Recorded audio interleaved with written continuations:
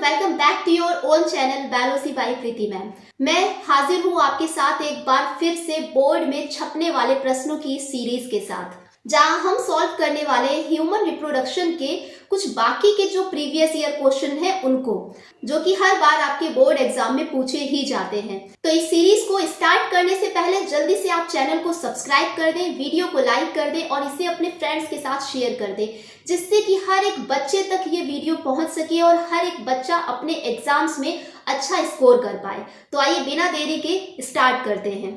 सबसे पहला क्वेश्चन क्या है? During embryonic development which of the following organ is formed first?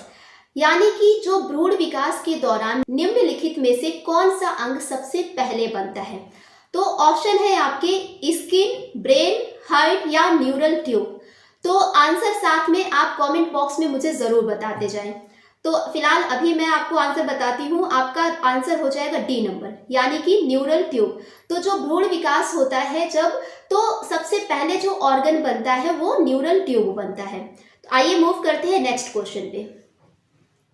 Next question क्या कह रहा है? A complete pregnancy period last for, यानी कि जो गर्भावस्था की अवधि होती है वो कितने दिन तक चलती है?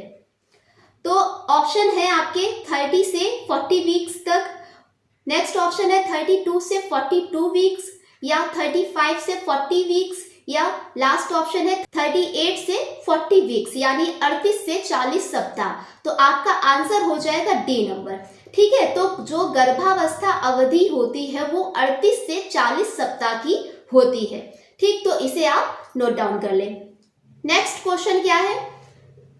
In the female reproductive organ the fetus develops in, यानी कि जो महिला प्रजनन अंग में भ्रूण का विकास किस में होता है? ऑप्शन है आपके ओवरी यानी कि अंडाशय। नेक्स्ट ऑप्शन है वेजाइना यानी कि योनि। नेक्स्ट ऑप्शन यूट्रस यानी कि गर्भाशय, या फिर नन ऑफ दिस, इनमें से कोई नहीं। तो आप कमेंट बॉक्स में आंसर जरूर मेंशन करें। तो इसका आंसर हो जाएगा बच्चा लोग यूट्रस यानी कि गर्भाशय। जो महिला में गर्भाशय होता है यहीं पे भ्रूण का विकास होता है। ठीक, now move to next question. Next question क्या कह रहा है? Which of the following are accessory gland found in the human male reproductive system? यानी कि निम्नलिखित में से कौन सी मानव पुरुष प्रजनन प्रणाली में पाई जाने वाली सहायक ग्रंथियां हैं? तो आपके ऑप्शन है prostate gland, Cowper's gland, seminal vesicle या फिर ऑल ऑफ दिस। तो मैंने आपको मेल रिप्रोडक्टिव सिस्टम यानी कि मानव पुरुष जनन पढ़ाया था। ठीक, मानव पुरुष प्रजनन प्रणाली में कौन कौन सी सहायक ग्रंथियां होती उनको भी डिटेल में समझाया था। अगर आपने वो वीडियो नहीं देखा है तो डिस्क्रिप्शन बॉक्स में नीचे लिंक दिया हुआ है, तो आप वहां पे जाके देख सकते हैं। तो फिलहाल इसका आंसर हो जाएगा ऑल ऑफ दिस, यानी कि ये सभी जो है ये सभी मानव में ग्लैंड पाई जाती हैं। ठीक, अब बढ़ते हैं नेक्स्ट क्वेश्चन पे। नेक्स्ट क्वेश्चन क्या कह रहा है? Androgens increase in both male and female during puberty, which of the following secrete androgen in the testis, यानी कि यौवन के दौरान पुरुषों में और महिलाओं में दोनों में एंड्रोजन बढ़ते हैं। बिल्कुल बात सही है, लेकिन इनमें से कौन सा वृषण में एंड्रोजन का श्रावण करता है? यानी कि जो टेस्टिस है, टेस्टिस में एंड्रोजन का सेक्रीशन कौन करता है? तो बच्चों, अगर आपको ये सीरीज इंटरेस्टिंग लग रही है, वीडियो इंटरेस्टिंग लग रहा है, तो इसको शेयर जरूर करें अपने सभी दोस्तों के साथ। जितना ज्यादा से ज्यादा आप शेयर करेंगे हर एक बच्चे तक ये सीरीज पहुंचेगी, क्योंकि मेरा वादा है कि अगर आपने इन सभी क्वेश्चंस को सॉल्व कर लिया तो आप अपने बोर्ड्स में तहलका मचाने वाले हैं, यानी कि आप अपना 100% क्वेश्चन सॉल्व कर पाएंगे। तो आइए देखते हैं इसके ऑप्शंस को। फर्स्ट ऑप्शन है आपका लेडिक सेल्स, सेकेंड ऑप्शन है accessory duct, third option bulbourethral gland या फिर ऑल ऑफ दिस। तो आंसर मुझे कमेंट बॉक्स में जरूर बताते रहें। तो यहाँ पे फिलहाल आपका आंसर हो जाएगा लेडिक सेल्स। जो लेडिक सेल्स होती हैं जो कि आपकी सेमिनल वेसाइकल में प्रेजेंट होती है। ठीक है, मैंने डिटेल में आपको इसके बारे में समझाया था कि सेमिनल वेसाइकल में लेडिक सेल्स होती हैं, साथ ही साथ इंट्रास्टिशियल सेल्स भी प्रेजेंट होती हैं। तो जो लेडिक सेल्स होती है यहीं से सेक्रीशन होता है एंड्रोजन हार्मोन का। ठीक, बढ़ते हैं आगे क्वेश्चन पे। नेक्स्ट क्वेश्चन क्या कह रहा है? Which of the following hormone provides the hormonal trigger to cause ovulation and the release of eggs from the ovary. यानी कि समझिए क्वेश्चन क्या कह रहा है, निम्नलिखित में से कौन सा हार्मोन ओव्यूलेशन और अंडाशय से अंडे की रिहाई के लिए हार्मोनल ट्रिगर प्रदान करता है। तो ऑप्शन देखिए, पहला ऑप्शन है आपका estrogen, second option testosterone, next option luteinizing hormone या फिर एलएच या फिर ऑल ऑफ दिस। तो देखिए इस क्वेश्चन में बात हो रही है फीमेल की, यानी कि मादा जनन तंत्र की। ठीक, तो जो एस्ट्रोजन और ल्यूटिनाइजिंग हार्मोन होते हैं ये तो फीमेल में पाए जाते हैं, जबकि जो टेस्टोस्टेरोन हार्मोन होता है ये पाया जाता है मेल में। ठीक, तो आपका आंसर हो जाएगा एस्ट्रोजन। ठीक है, यानी कि जो एस्ट्रोजन हार्मोन होता है ये ओव्यूलेशन और अंडाशय से अंडे की रिहाई के लिए बहुत ही ज्यादा इंपॉर्टेंट होता है। ठीक, बढ़ते हैं नेक्स्ट क्वेश्चन पे। नेक्स्ट क्वेश्चन क्या कह रहा है कि which of the following hormones are only produced at the time of pregnancy. इनमें से कौन सा ऐसा हार्मोन है जो केवल गर्भावस्था के समय ही उत्पन्न होता है। तो ऑप्शन क्या है आपके, फर्स्ट ऑप्शन है relaxin, second option human placental lactogen, next option human chorionic gonadotropin hormone, या फिर डी नंबर बोथ बी और सी। तो आंसर मुझे आप कमेंट बॉक्स में जरूर बताते रहें। देखिए जितना ज्यादा आप आंसर करेंगे, कमेंट बॉक्स में आप आंसर करेंगे तो उतना ही ज्यादा मुझे भी अच्छा लगेगा, मैं समझूंगी कि आप मेरे से इंटरेक्ट कर रहे हैं। क्योंकि देखिए आपका और मेरा इंटरेक्शन होना बहुत ज़रूरी है। जितना ज़्यादा आप जुड़ेंगे हमसे तो उतना ही चीज़ें आपको समझ में आएंगी। और आपके कोई भी डाउट है, किसी भी पर्टिकुलर टॉपिक में आपको परेशानी है तो उसे कमेंट बॉक्स में ज़रूर बताएं।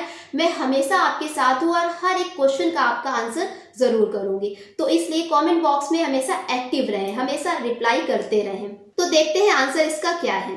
तो देखिए फीमेल में रिलैक्सिन हार्मोन भी रिलीज होता है, ह्यूमन प्लेसेंटल लैक्टोजेन भी रिलीज होता है और ह्यूमन कोरियोनिक गोनेडोट्रोपिन भी रिलीज होता है। ठीक, लेकिन यहाँ पे बात हो रही गर्भावस्था के समय कौन से हार्मोन उत्पन्न होते हैं।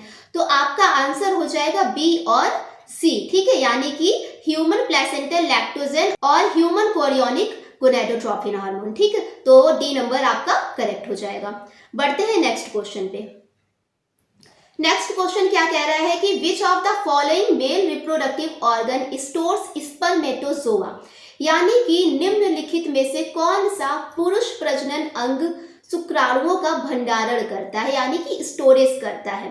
तो ऑप्शन है आपके, ए नंबर है पेनिस, सेकेंड है यूरिथ्रा, नेक्स्ट है एपिडिडाइमस या फिर वासा डिफरेंस। इनमें से कौन सा ऑप्शन सही है। तो देखिए इसको मैंने आपको अच्छे से खूब समझाया था कि मेल रिप्रोडक्टिव ऑर्गन क्या होते हैं। ठीक है, तो यहाँ पे फिलहाल आपका आंसर हो जाएगा एपिडिडाइमस।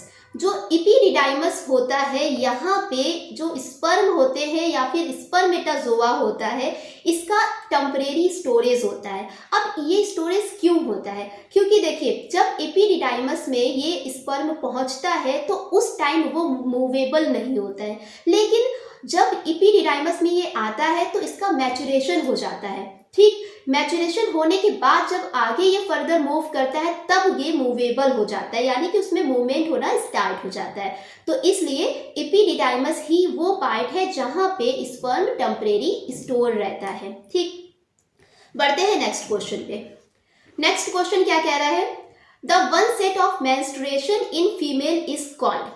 यानी कि एक महिला में मासिक धर्म की शुरुआत को क्या कहते हैं।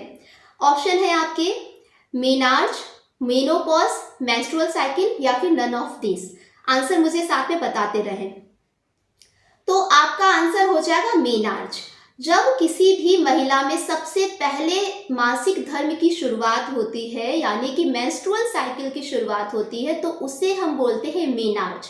जबकि जो मेनोपॉज होता है, पॉज का मतलब ही है रुकना, तो मेनोपॉज का मतलब होता है मेंस्ट्रुअल साइकिल का रुक जाना, मासिक धर्म का रुक जाने को हम मेनोपॉज बोलते हैं। जबकि शुरुआत जब होती है मासिक धर्म की तो उसे बोलते हैं मेनार्ज।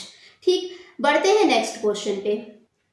तो नेक्स्ट क्वेश्चन क्या कह रहा है, how many blastomeres are found in the morula, यानी कि जो मरूला स्टेज होती है, मरूला स्टेज में कितने ब्लास्टोमियर्स पाए जाते हैं। तो ऑप्शन क्या है आपके, ए ऑप्शन है 8 to 10 ब्लास्टोमियर्स, नेक्स्ट ऑप्शन है 8 से 12 blastomeres, next option 8 to 15 blastomere, या फिर लास्ट ऑप्शन 8 to 16 ब्लास्टोमियर। तो आंसर हो जाएगा आपका बेटा 8 to 16 ब्लास्टोमियर्स, यानी कि डी नंबर सही हो जाएगा। तो ये तो कर लिए हमने ऑब्जेक्टिव टाइप ऑफ क्वेश्चन। अब मूव करते हैं हम शॉर्ट टाइप के क्वेश्चंस पे, जो कि आपके बोर्ड्स में 3 नंबर के पूछे जाते हैं। देखिए बच्चों, ये जो क्वेश्चन मैं आपको करा रही हूँ ना, ये बहुत ही एनालिसिस के बाद मैंने यहाँ पे सेलेक्ट किए हैं। आपके सारे प्रीवियस ईयर क्वेश्चन पेपर को मैंने सॉल्व किया है, देन इसके बाद ये क्वेश्चन की सीरीज में यहाँ पे ला रही हूँ। तो हर एक क्वेश्चन इंपॉर्टेंट है, तो इसे आप मार्क करके चलिए, साथ में इसका स्क्रीनशॉट लेते चलिए, या फिर आप अपनी कॉपी में नोट डाउन जरूर करते रहिए। मेरा वादा है कि आपके बोर्ड्स तक आपके पास ऐसे प्रश्नों की एक श्रृंखला होगी, एक ऐसी सीरीज होगी, जिससे कि अगर आप सिर्फ इन्हीं क्वेश्चन की सीरीज को, सभी क्वेश्चन को आप सॉल्व कर लेंगे, पढ़ लेंगे, तो आपका एक भी क्वेश्चन इस सीरीज से बाहर नहीं होगा। मेरी गारंटी है आपसे, मेरा वादा है आपसे। तो जुड़े रहिए हमारे साथ ऐसे ही, और वीडियो को शेयर जरूर करते जाइए। और अगर अभी तक आपने चैनल को सब्सक्राइब नहीं किया है तो चैनल को सब्सक्राइब जरूर कर लें। तो देखते हैं इस क्वेश्चन को। क्वेश्चन क्या कह रहा है, name and explain the role of inner and middle wall of human uterus, यानी कि मानव गर्भाशय की आंतरिक और मध्य की दीवारों का नाम बताइए और उनका रोल बताइए, उनका फंक्शन क्या होता है। तो ये क्वेश्चन आपका 2014 में पूछा गया है। ठीक, तो देखते हैं इस क्वेश्चन को। तो आपका आंसर क्या होगा कि the inner most wall of uterus is called endometrium, यानी कि जो गर्भाशय की सबसे अंदर की जो वॉल होती है, आंतरिक दीवार होती है, उसे हम कहते हैं एंडोमेट्रियम। और ये एंडोमेट्रियम बहुत ही ज़्यादा इंपॉर्टेंट होती है। मैंने आपको जब फीमेल रिप्रोडक्टिव सिस्टम पढ़ाया तो डिटेल में इस सब के बारे में बताया था। ठीक, तो अभी हम फिलहाल इसका रोल देखते हैं कि इसका आखिर रोल क्या होता है। It lines the uterine cavity and is glandular in nature, यानी कि जो एंडोमेट्रियम होती है, ठीक, ये सिचुएटेड कहाँ पे होती है, ये यूट्राइन कैविटी पे होती है। ठीक है, और इसका नेचर कैसा होता है, ये ग्लैंडुलर इन नेचर होती है, यानी कि ग्रंथि के रूप में प्रेजेंट होती है। ठीक, it undergoes cyclic changes during menstrual cycle, यानी कि जो महिला होती है, स्त्री होती है, ठीक, तो उनमें जब मेंस्ट्रुअल साइकिल होती है, यानी मासिक धर्म होता है, तो इस एंडोमेट्रियम में कुछ साइक्लिक चेंजेस आ जाते हैं। ठीक है, तो ये हो गया आपका ए नंबर। अब इसी में दूसरा क्या पूछा गया है कि जो मिडिल लेयर होती है उसे क्या कहते हैं। तो जो मिडिल लेयर होती है उसे बेटा बोलते हैं मायोमेट्रियम। ठीक है, क्या बोलेंगे उसे बोलेंगे मायोमेट्रियम। तो इस मायोमेट्रियम का रोल क्या होता है, it is made up of thick layer of smooth muscle. ये जो मायोमेट्रियम होती है, ये एक मोटी सी लेयर होती है जो कि स्मूथ मसल से मिलकर बनी होती है। ठीक, and it shows strong contraction during the delivery of baby. ये जो मायोमेट्रियम लेयर होती है, जब बेबी की डिलीवरी होती है, ठीक है, यानी चाइल्ड बर्थ होता है, जब बच्चा माँ के गर्भ से बाहर आता है, तो ये गर्भ की जब गर्भाशय की ये जो मिडिल लेयर होती है, जिसे मायोमेट्रियम बोलते हैं, इसमें कॉन्ट्रैक्शन हो जाता है, यानी ये बढ़ जाती है, जिसके कारण जो बच्चा होता है वो बहुत ही आसानी से माँ के गर्भ से बाहर आ जाता है। ठीक है, ये हिंदी लैंग्वेज में भी है, तो आप यहाँ से इसका स्क्रीनशॉट ले सकते हैं, या फिर आप इसे अपनी कॉपी में नोट कर सकते हैं। ठीक है, नाउ बढ़ते हैं नेक्स्ट क्वेश्चन पे। नेक्स्ट क्वेश्चन क्या कह रहा है, where is acrosome present in humans and write its function, यानी कि मनुष्य में एक्रोसोम कहाँ पाया जाता है और इसका कार्य भी बताए। तो देखते हैं इसका answer. In human the acrosome is present in the anterior portion of the head of human sperm, यानी कि जो एक्रोसोम होता है, ये ह्यूमन के स्पर्म में जो टिप होता है, ह्यूमन स्पर्म में जो उसका टिप होता है, वहां पे एक्रोसोम प्रेजेंट होता है। यानी मनुष्यों में एक्रोसोम मानव शुक्राणु के सिर के अग्रभाग में मौजूद होता है। ठीक, इसका फंक्शन देख लेते हैं। हाइड्रोलिटिक एंजाइम्स और sperm lysin present in acrosome that help in the penetration of sperm into egg during fertilization, यानी कि जो ये एक्रोसोम होता है, इसमें कुछ हाइड्रोलिटिक एंजाइम मौजूद होते हैं या फिर लाइसिन एंजाइम मौजूद होते हैं, जो कि जब फर्टिलाइजेशन होता है यानी निषेचन की क्रिया होती है तो उस दौरान ये स्पर्म यानी शुक्राणु जो अंडा होता है उससे पेनिट्रेट कर पाता है, उससे मतलब इसी एक्रोसोम के कारण ही ये जो स्पर्म होता है, शुक्राणु होता है, ये उस अंडे के अंदर जा पाता है। ठीक है, तो ये हो गया आपका एक्रोसोम के बारे में। अब बढ़ते हैं नेक्स्ट क्वेश्चन पे। नेक्स्ट क्वेश्चन क्या कह रहा है, why are humans testis located outside the abdominal cavity, यानी कि मनुष्य के वृषण उदर गुहा के बाहर क्यों स्थित होते हैं। जो वृषण होते हैं यानी टेस्टिस होते हैं ये एब्डोमिनल कैविटी के बाहर प्रेजेंट होते हैं। बिल्कुल सही है, ये मैंने आपको डिटेल में समझाया था जब मैंने आपको मेल रिप्रोडक्टिव सिस्टम पढ़ाया था। ठीक है, तो जो ये जिस कैविटी में प्रेजेंट होते हैं उसका आपको नाम लिखना है कि उस थैली का नाम क्या होता है। देखते हैं इसका आंसर क्या है। Human testis are located outside the abdominal cavity as it helps in the maintaining low temperature, यानी कि मानव वृषण जो होते हैं ये उदर गुहा के बाहर स्थित होते हैं। अब ये बाहर क्यों स्थित होते हैं, इसका भी रीजन है, क्योंकि ये शुक्राणु जनन के लिए आवश्यक कम तापमान यानी कि शरीर के तापमान से 2 से 2.5 डिग्री सेल्सियस कम टेम्परेचर बनाए रखने में हेल्प करते हैं। ठीक है, जो स्क्रोटम का काम होता है क्या होता है, ये टेम्परेचर को लो करके रखते हैं। ठीक, एंड वृषण एक थैली में बंद होते हैं जिसे कहते हैं अंडकोश यानी कि स्क्रोटम। स्क्रोटम के अंदर ही ये टेस्टिस लोकेटेड होती हैं। ठीक है, जिसे हिंदी में अंडकोश कहते हैं। और ये क्वेश्चन आपका 2014 में पूछा गया है, बहुत ही ज्यादा इंपॉर्टेंट क्वेश्चन है। ये हो गया आपका ह्यूमन टेस्टिस के बारे में। अब बढ़ते हैं नेक्स्ट क्वेश्चन पे। तो नेक्स्ट क्वेश्चन क्या कह रहा है, explain the events in normal women during her menstrual cycle on the following days, यानी कि कुछ इवेंट्स हैं जिन्हें आपको एक्सप्लेन करना है जो कि किसी वुमेन में मेंस्ट्रुअल साइकिल के दौरान पाए जाते हैं। ये क्वेश्चन आपका 2015 में पूछा गया है। तो पहला इवेंट क्या है कि ovarian event from 13 to 15 days. Second event है ovarian hormone level from 16 to 23 days. Next event क्या है कि uterine event from 24 to 29 days. तो पहले इवेंट को देखते हैं हम। फर्स्ट इवेंट क्या है कि in the ovarian event from 13 to 15 days a immature ovum और egg is released from the Graafian follicle, यानी कि मेंस्ट्रुअल साइकिल का जो 13th से 15th डे तक की टाइम होता है, यानी एक 13th डे, 14th डे और 15th डे, ये टाइम जो होता है ये ओव्यूलेशन टाइम होता है। यानी कि इस टाइम क्या होता है, जो इमैच्योर एग होता है वो ग्राफियन फॉलिकल से रिलीज हो जाता है। ठीक है, and both LH and FSH attain maximum peak, यानी कि जो ल्यूटिनाइजिंग हार्मोन होता है और फॉलिकल स्टिमुलेटिंग हार्मोन होता है इनका लेवल बहुत ज्यादा हाई हो जाता है।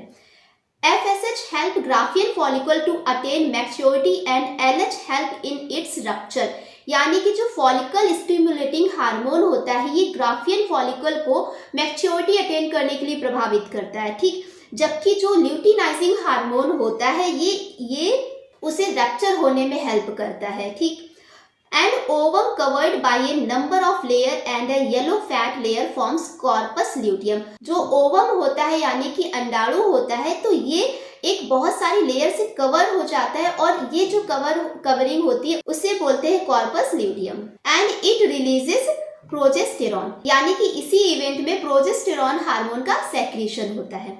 नेक्स्ट इवेंट देखते हैं क्या है। During menstrual cycle, the period level from 16 to 23rd days is called luteal phase या फिर secretory phase। मतलब जो 16 से 23 डेज तक का जो टाइम होता है उसे हम बोलते हैं ल्यूटियल फेज या फिर सेक्रेटरी फेज। ये आपका MCQ में भी पूछा जाता है कि ल्यूटियल फेज का दूसरा नाम क्या होता है। ठीक है, तो इन सबको भी आपको ध्यान में रखते चलना है। तो इस इवेंट में क्या होता है, जो कॉर्पस ल्यूटियम होती है it secrete large amount of progesterone hormone which is essential for the maintenance of endometrium wall, यानी कि जो कॉर्पस ल्यूटियम होती है, ठीक, तो ये प्रोजेस्टेरॉन हार्मोन का सेक्रीशन करने लगती है और ये जो प्रोजेस्टेरॉन हार्मोन होते हैं ये एंडोमेट्रियम वॉल जो होती है गर्भाशय की उसके मेंटेनेंस के लिए बहुत ही ज़्यादा यूजफुल होती है। ठीक, नेक्स्ट इवेंट क्या है? Uterine event from 24th to 29th day are under the influence of the progesterone hormone. Means it influences the maintenance of the endometrium for any pregnancy to occur. In the absence of pregnancy, the corpus luteum degenerates and endometrium sets off. It causes the menstrual flow or bleeding. यानी कि इस event में क्या होता है, जो progesterone hormone होते हैं ये एंडोमेट्रियम वॉल को मेंटेन रखने में हेल्प करते हैं, ठीक। लेकिन अगर प्रेगनेंसी हुई तो, ठीक, अगर प्रेगनेंसी होती है तो कॉर्पस ल्यूटियम जो है ये मेंटेन रहेगी, एंडोमेट्रियम वॉल रप्चर नहीं होगी। लेकिन यही अगर प्रेगनेंसी नहीं होती है, यानी कि स्पर्म और ओवम जिन्हें बोलते हैं शुक्राणु और अंडाणु, ठीक है, इनका निषेचन नहीं होगा तो जाइगोट नहीं बनेगा, जाइगोट नहीं बनेगा तो एक एम्ब्रियो का फॉर्मेशन नहीं होगा। अगर एम्ब्रियो नहीं बनेगा यानी कि प्रेगनेंसी नहीं होगी तो ऐसी कंडीशन में जो एंडोमेट्रियम वॉल होती है और कॉर्पस ल्यूटियम वॉल होती है ये रप्चर होने लगती है, ठीक है, जिसके कारण मेंस्ट्रुअल साइकिल स्टार्ट हो जाती है और जो फीमेल होती है वो ब्लीड करने स्टार्ट कर देती है, ठीक है। तो ये हो गए आपके कुछ इवेंट्स। अब बढ़ते हैं नेक्स्ट क्वेश्चन पे। देखिए ये क्वेश्चन बहुत ही ज्यादा इंपॉर्टेंट है, बहुत बार पूछा जा चुका है। Draw a labelled diagram of the reproductive system in human female. आपको फीमेल रिप्रोडक्टिव सिस्टम का एक लेबल्ड डायग्राम बनाना है और उसको साथ में एक्सप्लेन भी करना है। तो देखिए फीमेल रिप्रोडक्टिव सिस्टम में मैंने आपको बताया था कि प्राइमरी सेक्स ऑर्गन होते हैं और सेकेंडरी सेक्स ऑर्गन होते हैं। तो जो प्राइमरी सेक्स ऑर्गन होते हैं ये होते हैं ओवरी, ठीक, और इन ओवरी और ये ओवरी बनाती है ओवम को, और ओवम के बनने की प्रोसेस को हम बोलते हैं oogenesis। और साथ ही ये कुछ सेक्स हार्मोन भी रिलीज करते हैं जिन्हें बोलते हैं एस्ट्रोजन और प्रोजेस्टेरॉन हार्मोन, ठीक है। इसके बाद सेकेंडरी सेक्स ऑर्गन होते हैं, इनमें आ जाते हैं आपके कुछ एसेसरी डक्ट जैसे कि फैलोपियन ट्यूब, ओविडक्ट भी जिसे बोलते हैं, यूट्रस, सर्विक्स, वेजाइना, और इसके अलावा एसेसरी ग्लैंड होती है जिन्हें बोलते हैं मैमरी ग्लैंड यानी कि स्तन ग्रंथियां, ठीक है। तो इसका डायग्राम देखते हैं। तो ये है आपका फीमेल रिप्रोडक्टिव सिस्टम का डायग्राम, जिसे आपको डिटेल में और बहुत ही अच्छे से लेबल करके खूब अच्छे से प्रिपेयर कर लेना है। देखिए कुछ डायग्राम ऐसे हैं कि हर बार रिपीट होते ही हैं, जैसे कि फीमेल रिप्रोडक्टिव सिस्टम, ठीक, मेल रिप्रोडक्टिव सिस्टम, स्पर्म का स्ट्रक्चर भी आपसे पूछ दिया जाता है, ठीक है। तो ये डायग्राम ऐसे हैं जिन्हें आपको हमेशा तैयार रखना है, हमेशा रटा होना चाहिए आपको, ठीक। तो ये हो गए कुछ ऐसे इंपॉर्टेंट क्वेश्चंस जो हर बार आपके बोर्ड्स में पूछे जाते हैं। तो बच्चा लोग, अगर आपका कोई भी क्वेश्चन रह गया है, कोई अभी भी कोई डाउट है, किसी प्रश्न में आपको परेशानी है, तो उसे कमेंट बॉक्स में ज़रूर बताएं। और साथ ही साथ चैनल को सब्सक्राइब करना ना भूलें, इसे अपने फ्रेंड्स के साथ शेयर करें और लाइक करें। तो जुड़े रहिए हमारे साथ बोर्ड में छपने वाले प्रश्नों की इस सीरीज के साथ। तो मिलते हैं नेक्स्ट वीडियो में। पढ़ते रहिए, मस्त रहिए।